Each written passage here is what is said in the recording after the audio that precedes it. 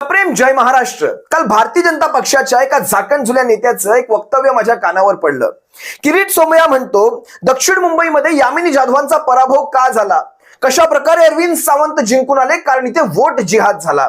अरे झाकणझुल्या, याचं एक उदाहरण मी तुम्हाला सांगतो. मुंबादेवीतल्या 191 बूथचं याने उदाहरण दिलं, जिथे यामिनी जाधवांना 1 मत पडलं, अरविंद सावंत साहेबांना 400-500चं मतदान झालं. हा म्हणतो वोट जिहाद.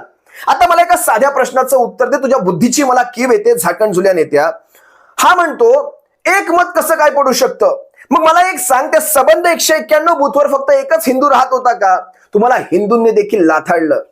अयोध्येमध्ये नेमकं काय घडलं बरं तुमचा पराभव व्हायला? बरं अजमेरचं उदाहरण देतो. अजमेरमध्ये सर्वाधिक लोकसंख्या ही मुस्लिम आहे. मग तिथे भारतीय जनता पक्षाचा विजय कसा होतो? या सगळ्यावर झाकणझुल्यानं तुमच्याकडे उत्तरे आहेत का? 89% जास्त लोकसंख्या महाराष्ट्रातली हिंदू आहे. मग भारतीय जनता